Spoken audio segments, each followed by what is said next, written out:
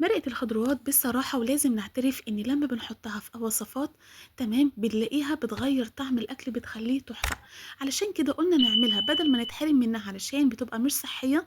احنا نقدر نعملها صحية ونقدر نعملها مكعبات أو نقدر لو مستعجلين نحطها في علبة زي كده في الفريزر ونطلع زي ما احنا عايزين ومش بتكون متجمدة جامد. تمام. يلا بينا نشوف بتتعمل ازاي. انا حاولت اعمل حوالي الخضار كله على بعضه ممكن يكون كيلو. تمام.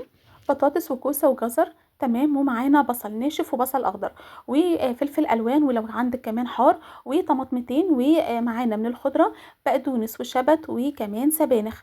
وهتحط كل دول ومعانا البصل هنحط بصلايه على الزيت بحوالي كده 5 معالق من الزيت. وبعد طبعا احنا بنقطع تقطيع عشوائي وبعد كده بنحط الجزر والبطاطس وبنحط كله مع بعض وبعد كده بنحط اخر حاجه الخضره. بس قبل الخضره طبعا معانا بسله كمان حطيناها. بنحط التوابل معانا من التوابل معلقتين كبار من الملح ومن كل حاجه تاني معلقه صغيره كركم وبهارات الفراخ وكمان بهارات اللحمه وبابريكا واحده من الحبهان واتنين من ورق اللورا كده كده هيتفرموا في الخلاط. طبعا انا ما حطيتش ميه خالص هي بتنزل الميه بتاعتها وبعد كده بنحطها وبنفرمها في الخلاط او الهاند بلندر. جبنا دلوقتي حوالي 5 معالق من الزيت حطينا فيها نص كوبايه من الدقيق خليناها تستوي كويس جدا وحطيناها بعد كده في الخليط. وطبعا دابت مع الخليط بسرعه جدا. وبعد كده جبنا صينيه حطينا فيها ستريتش او ورق ألمونيا او ورق زبده وبعد كده معلقه زيت وحطيناها في الفريزر.